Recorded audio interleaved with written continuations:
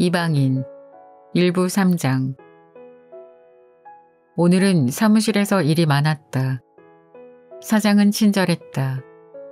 그는 나에게 너무 피곤하지는 않은지 엄마의 연세는 어떻게 되는지 궁금해했다. 나는 혹시 틀릴까봐 그냥 60쯤 되셨어요 라고 말했다. 사장은 안심하는 것 같았고 그건 이미 지나간 일이라고 생각하는 듯 했는데 이유는 잘 모르겠다. 내 책상 위에는 선화증권이 잔뜩 쌓여 있었는데 하나하나 전부 검토해야 하는 것들이었다. 점심을 먹으러 나가기 전에 손을 씻었다. 정오에 손을 씻는 이 시간이 참 좋다. 그런데 저녁이 되면 걸어두었던 수건이 하루 종일 사용된 탓에 축축해져 있어서 손 씻는 게 그다지 좋지 않다. 언젠가 사장에게 이 점에 대해 이야기한 적이 있었다. 사장은 그 역시 유감스럽게 생각은 하지만 그리 중요한 문제는 아니라고 했다.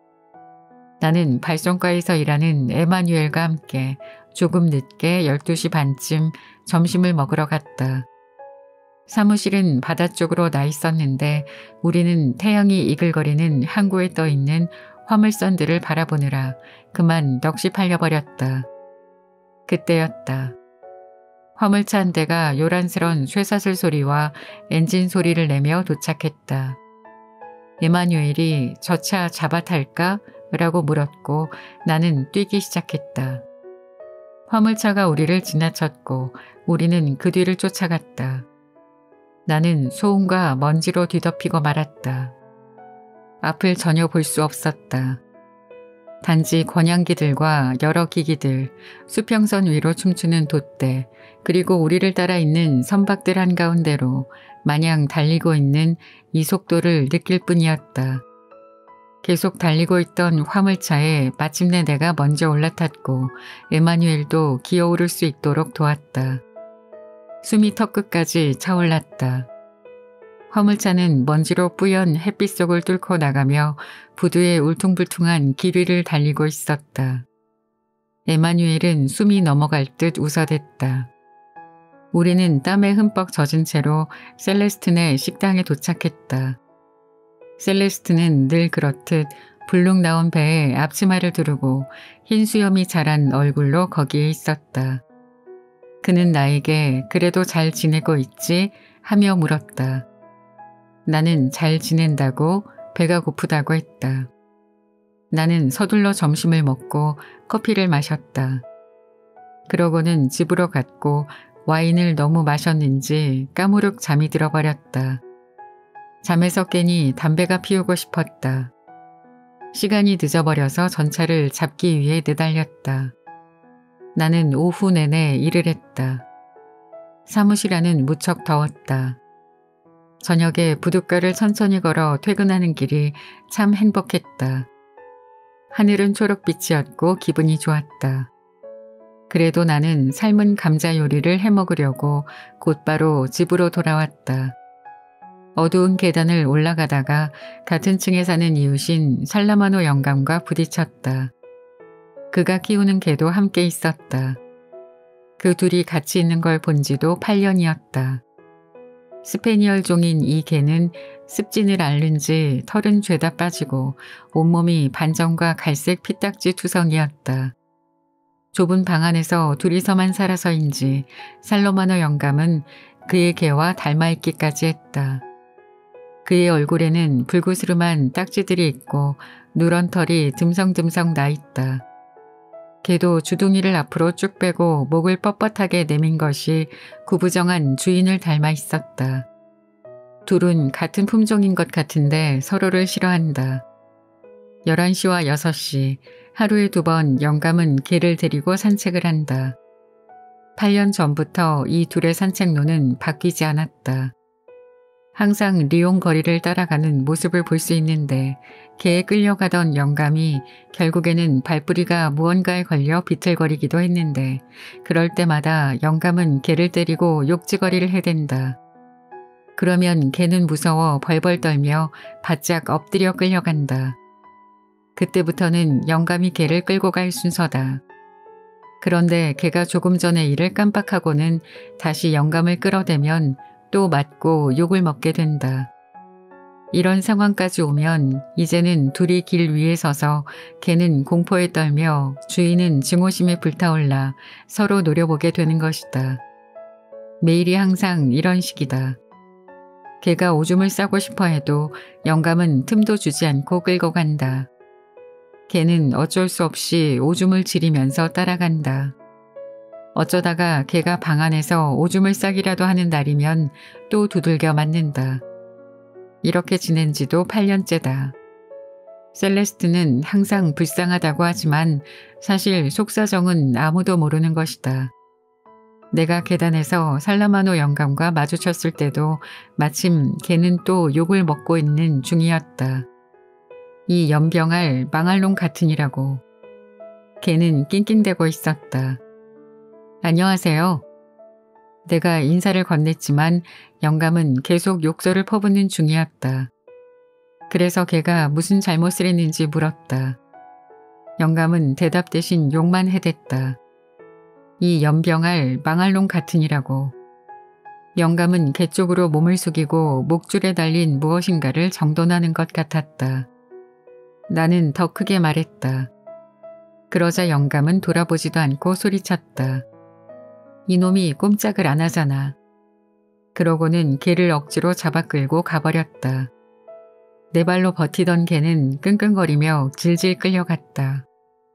바로 그때 같은 층에 또 다른 이웃이 들어왔다. 동네에서는 여자들을 등쳐먹기로 유명한 남자다.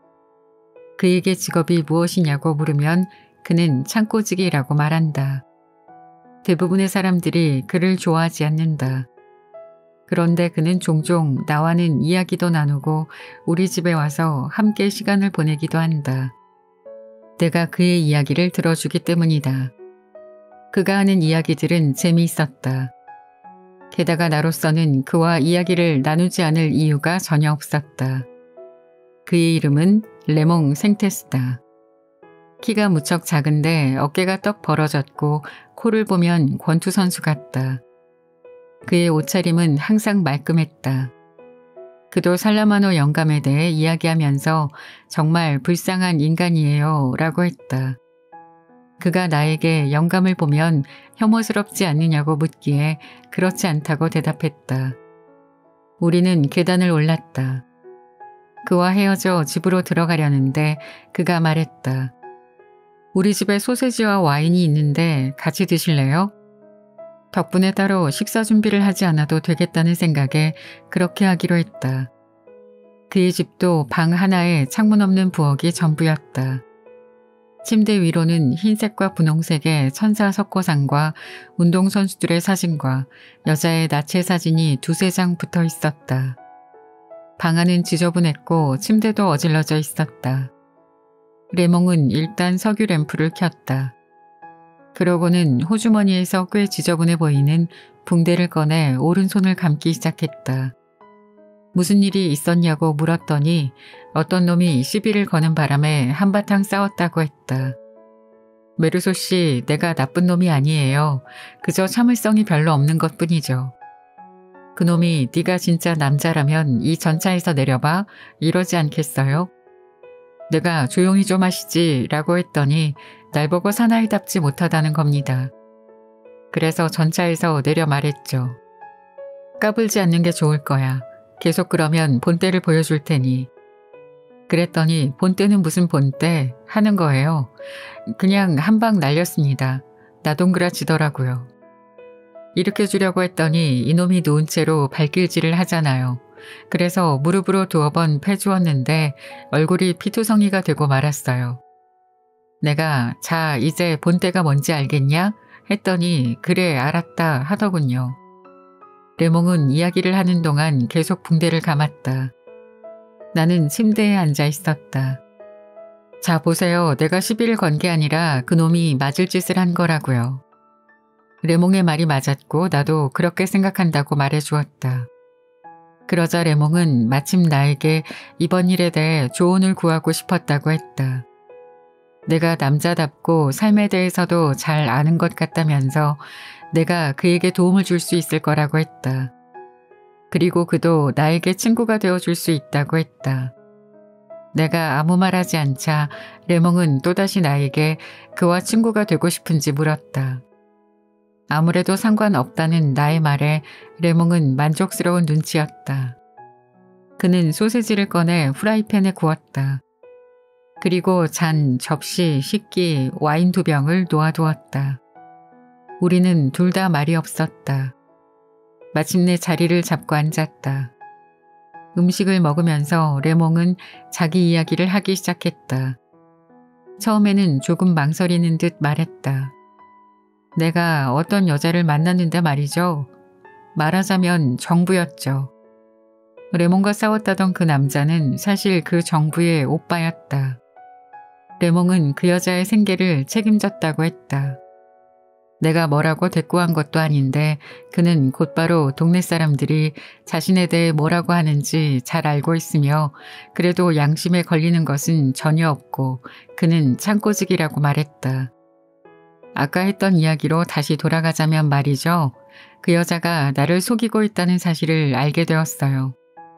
레몽은 그 여자에게 먹고 살 정도의 비용을 주었다.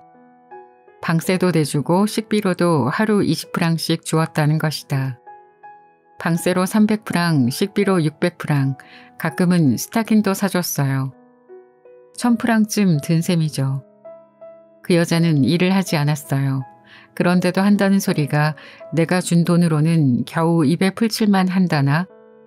그래서 내가 반나절이라도 일하지 그래. 그러면 소소한 것들은 나한테 사달라고 하지 않아도 될 텐데. 이번 달만 해도 옷 한 벌에 용돈으로 하루에 20프랑씩 주고 방세까지 내주었잖아. 당신은 낮에 친구들이랑 커피나 마시러 다니지. 친구들한테 선심 쓰는 커피나 설탕 전부 다 내 돈 아니야? 나는 당신한테 돈도 주고 잘해주었는데 당신은 나를 위해 한 게 뭐 있는데? 라고 했죠. 그런데 그런 소리를 듣고도 일을 안 하더라고요. 내가 주는 돈으로는 살 수가 없다는 소리만 해대면서 말이죠. 그래서 내가 속고 있다는 생각이 든 거예요. 레몽은 여자의 가방에서 복권 한 장을 발견했다고 했다. 여자는 무슨 돈으로 샀는지 말하지 못했다. 그러다 또 얼마 뒤 여자 집에서 전당포에 다녀온 증거를 발견했다. 그걸 보니 팔찌 2개를 저당 잡힌 게 분명했다. 레몽은 그녀에게 팔찌가 있는 줄 꿈에도 몰랐다. 그동안 속고 있었다는 걸 확실히 안 거죠. 그래서 그 여자와 헤어졌어요. 그런데 헤어지기 전에 일단 두들겨 패줬어요. 그리고 사실대로 퍼부었어요. 마냥 놀고만 싶어하는 연이라고요. 사람들은 내가 당신한테 준 행복을 부러워하고 있어. 당신은 모르겠지. 이 행복을 놓친 걸 후회할 날이 있을 거야. 라고 말해주었답니다. 메르소 씨는 제 마음을 이해하실 거예요. 레몽은 그 여자가 피를 흘리도록 때렸다. 전에는 그렇게 때린 적이 없었다고 했다. 손을 댄 적은 있었죠. 하지만 말 그대로 손을 댄 정도였어요. 그년이 소리를 지르면 나는 덧문을 닫으면 끝나는 일이었거든요. 그런데 이번에는 심각했어요. 그래도 내 속이 풀리려면 아직 멀었어요. 레몽은 나에게 이 부분에 대해 조언이 필요하다고 했다. 그는 그을음이 나는 램프의 심지를 조절하느라 말을 멈췄다. 나는 계속 그의 말에만 귀 기울이고 있었다. 와인을 거의 1리터나 마셨더니 관자놀이가 매우 뜨거웠다. 담배가 다 떨어져서 레몽의 담배를 피웠다. 마지막 전차들이 지나갔고 이제는 변두리의 소음도 저 멀리 사라져갔다. 레몽이 말을 이어갔다. 그녀와의 잠자리에 아직 미련이 남아있어서 괴롭지만 그녀를 혼내주고 싶다고 했다. 일단 그녀를 호텔로 데려간 뒤 풍기 단속반을 불러 한바탕 소동을 벌여 그녀를 매춘부 명단에 올리려는 생각이었다. 그 다음으로 그의 뒷골목 친구들에게 물어보았지만 그들이라고 뾰족한 수가 있는 게 아니었다. 뒷골목 위인들이 이 정도의 일도 해결하지 못하느냐고 했더니 그들은 그녀의 얼굴에 낙인을 찍어버리자고 했단다. 하지만 그가 원하는 건 그런 게 아니었다. 조금 더 고민해 봐야겠다는 것이었다. 그 전에 나에게 물어보고 싶은 게 있다고 했다. 먼저 그의 이야기를 내가 어떻게 생각하는지 알고 싶다는 것이었다. 나는 딱히 생각나는 건 없지만 흥미로운 이야기이기는 하다고 대답했다. 나 역시도 그녀가 그를 속였다고 생각하는지 묻기에 그런 것 같다고 했다. 그리고 그 여자를 혼내주는 것에 대해서는 어떻게 생각하느냐, 나 같으면 어떻게 할 것 같으냐고도 물었다.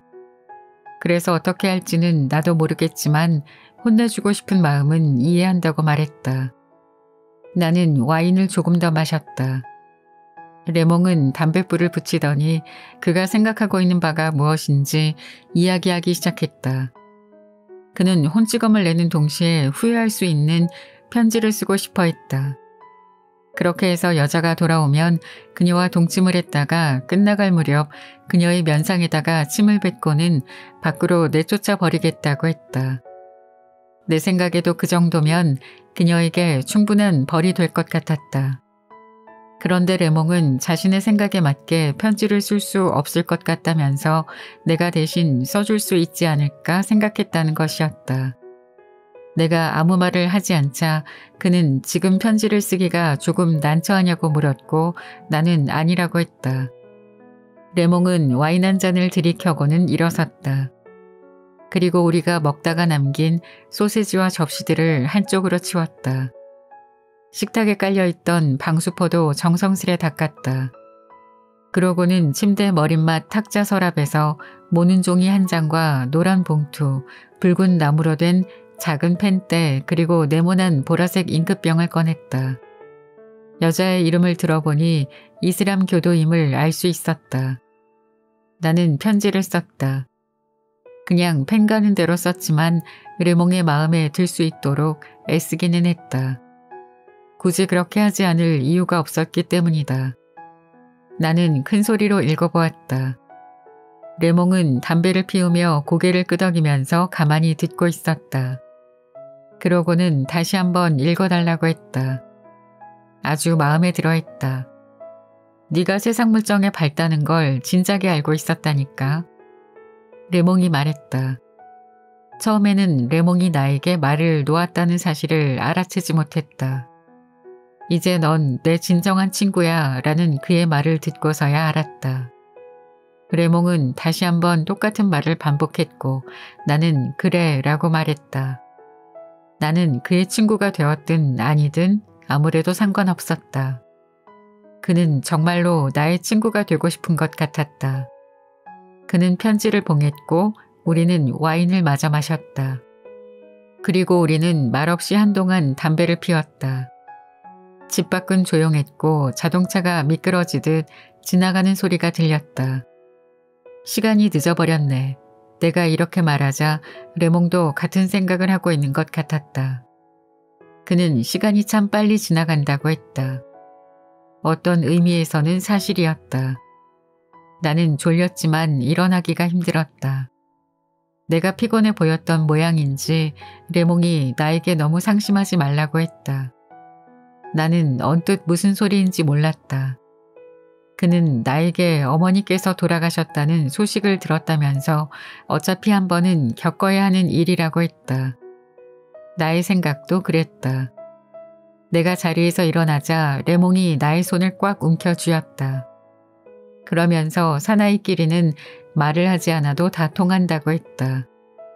나는 그의 집을 나와 문을 닫았다. 잠시 캄캄한 층계참에 서 있었다. 건물 안은 조용했고 계단 아래에서는 어둡고 습한 공기가 올라오고 있었다. 귓가에는 나의 맥박 소리만 들릴 뿐이었다.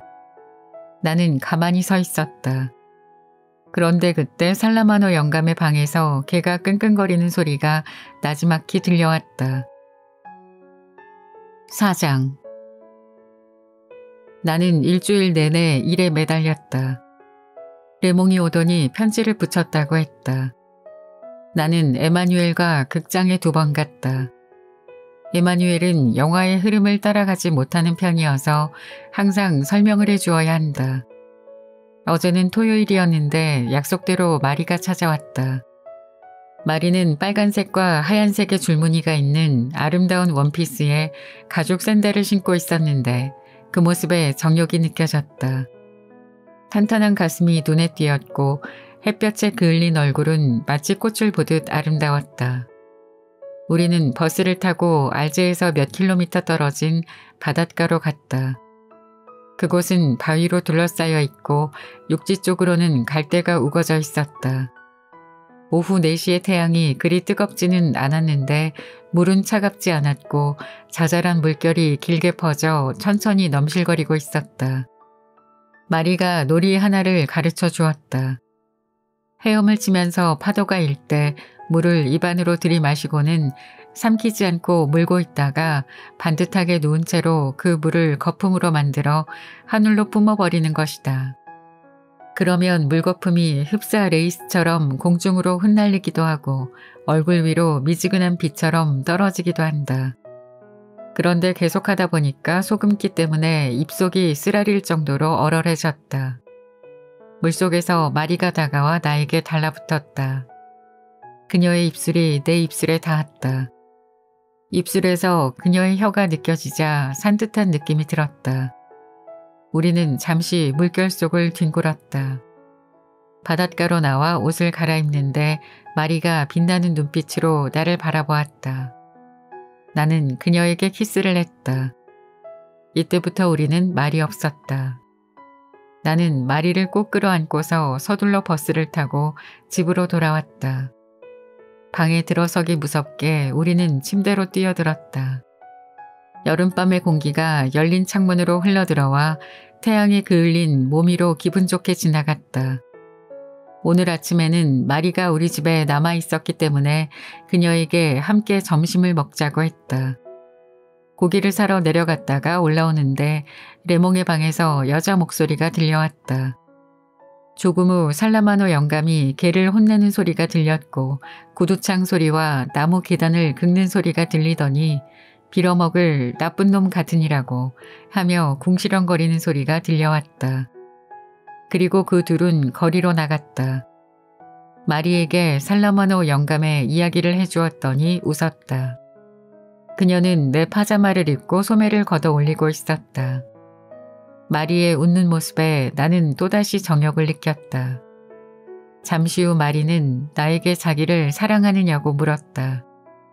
나는 그런 건 아무런 의미가 없지만 아마 아닌 것 같다고 했다. 마리의 얼굴이 굳어졌다.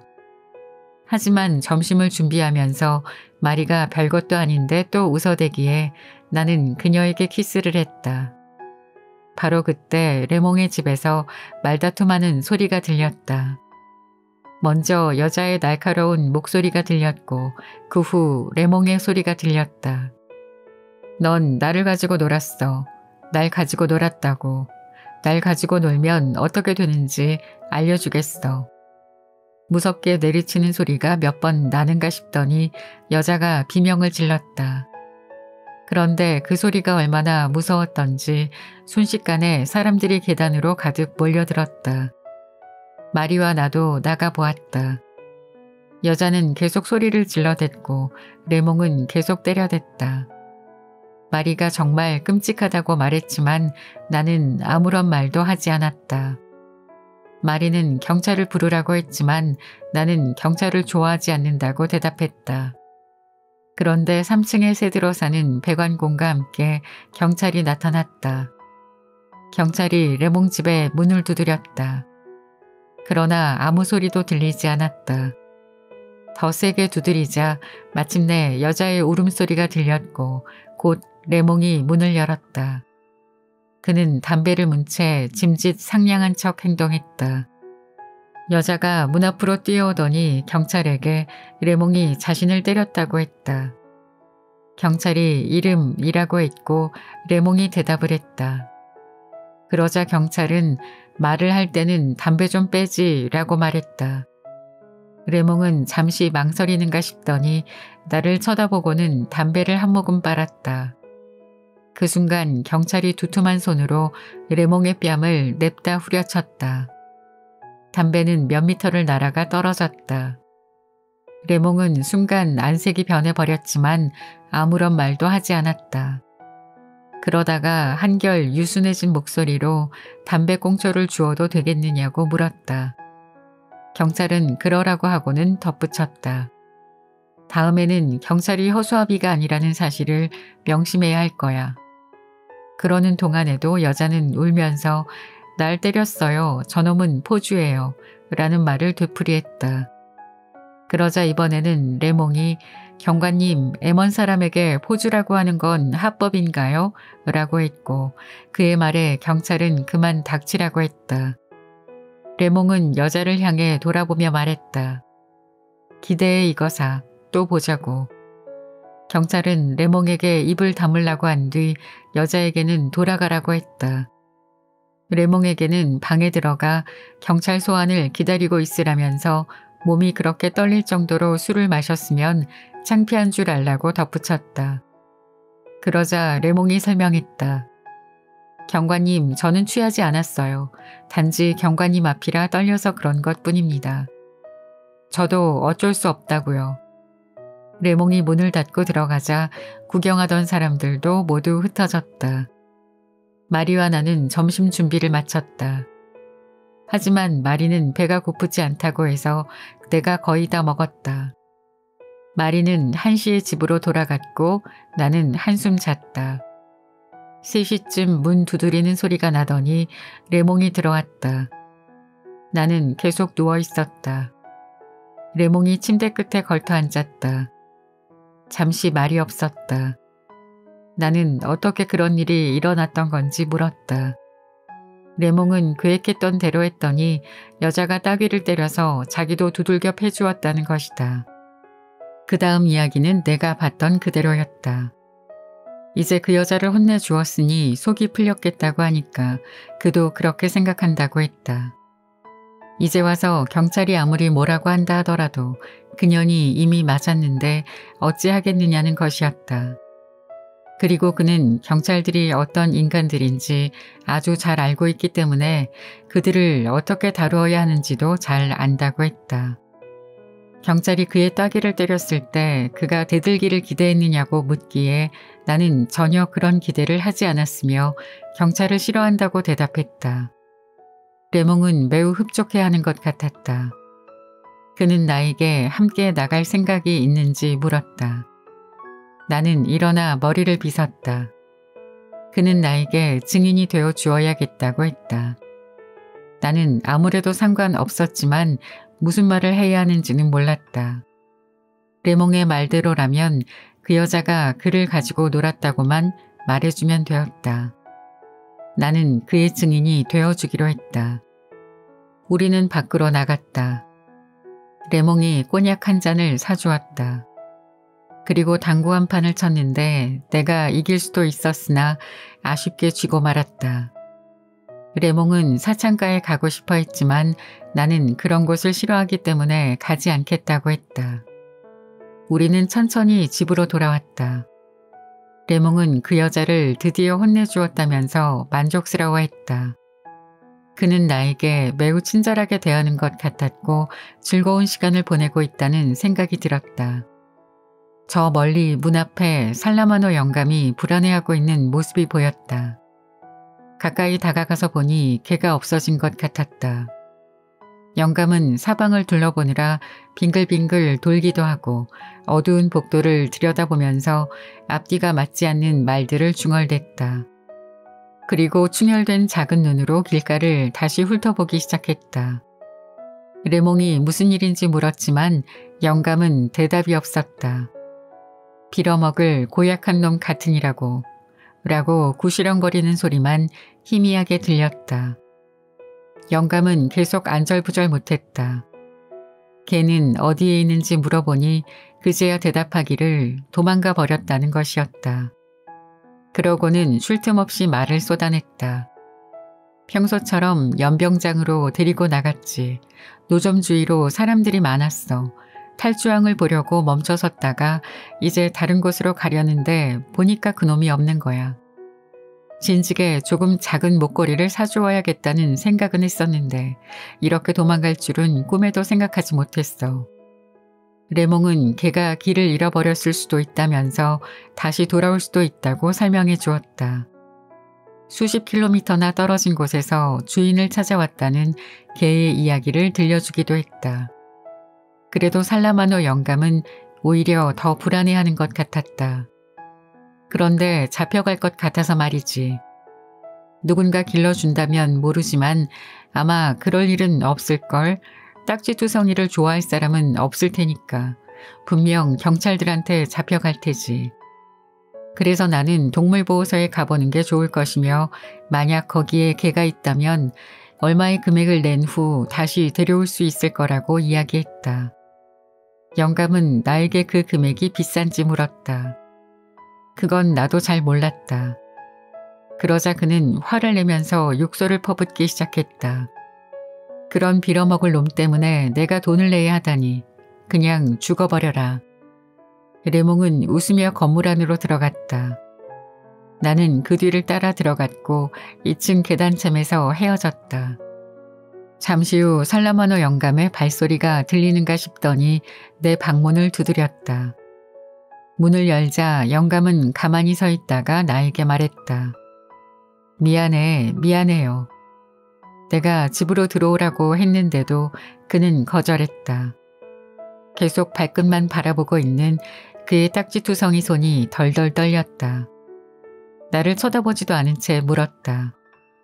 걔를 빼앗아가는 건 아니겠지? 메르소 씨 데려올 수 있겠지? 안 그러면 어쩌지? 동물보호소에서는 주인이 찾으러 올 것을 대비해 사흘 동안만 개를 맡아두는데 그 기간이 지나면 적당히 처분해버린다고 그에게 알려주었다. 살라마노 영감은 조용히 나를 바라보았다. 그리고 말했다. 잘 있게나.